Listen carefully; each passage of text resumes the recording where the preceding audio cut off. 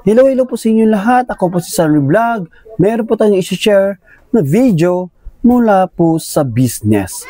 Okay? So meron po tayong ibibigay na idea para po sa mga baguang negosyo ng ating bigasan.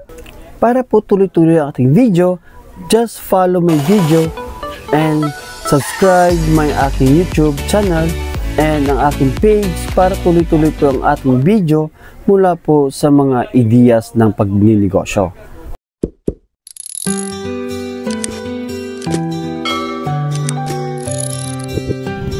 Alright, so digilip tayo doon. Ayan mga guys. Yan ang lokal. Okay, so umpisahan po natin kung paano po tayo magninegosyo at magkano po yung ang ating patong sa retail. Okay, sa mga gustong po yung mga tao na willing mag-negosyo ng ating bigasan or sa mga feeds. Okay, so tips, magbibigay po ako ng tips ng 3 tips po para po sa mga baguhan or mga dati pa nagninegosyo na hindi po sila nag-i-improve yung kanilang pagninegosyo. Okay, so ito po tip number 1, magkano po ang ating retail, yung patong natin to sa mga kinikilo. Yung kilo po natin, magpapatong po tayo ng 5 to 6 pesos o 7 pesos, depende po yun sa lugar ninyo. Okay? So, kung wala po kayong kompetensya, pwede po kayo magpapatong po doon sa abot ng 7 to 8 pesos, depende po yun sa lugar ninyo.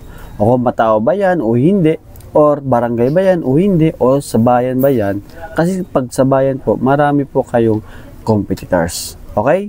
So, tip number 2, ito po yung paano po daw magpapatong daw sa isang sako, magkano daw ipapatong. So, ito po ipapatong po natin sa isang sako, umaabot po ng 100 pesos to 120 pesos po yun, ng patong ng ating bigas, na isang kaban po. Kaya po, 100 po patong nila, kasi po, doon po yung nagmamaximize o doon po yung hanggang patong mo, depende po yun sa iyo.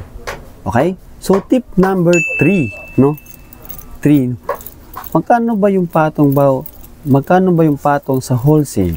Okay? So, patong po sa wholesale, depende po yun sa inyo kung magkano po yung ipapatong nyo. So, ipapatong ninyo po, umaabot po ng 70 pesos o 60 pesos or 80 pesos. Kung sa iyo po yun, kung sa akin po yun, 70 pesos, okay na po yun. Kasi meron pa tayong babayaran, mga tao, presto, kuryente, at marami pang iba. Okay?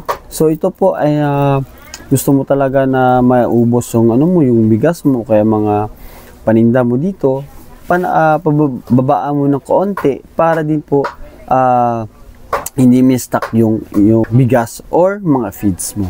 Dagdagan natin yung mga display natin sa harap natin. Okay? So, kaya kailangan natin na magbenta pa kasi pag isa lang yung di-display natin, isa lang yung mabebenta natin.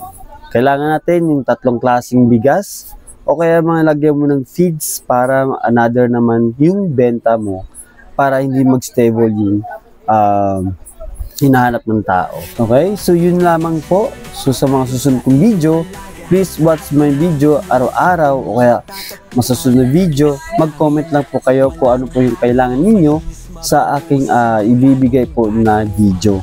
Para din po to sa inyo, para din sa akin, maibibigay po na isi-share ko po sa inyo yung mga ideas ko. Okay? Thank you and God bless.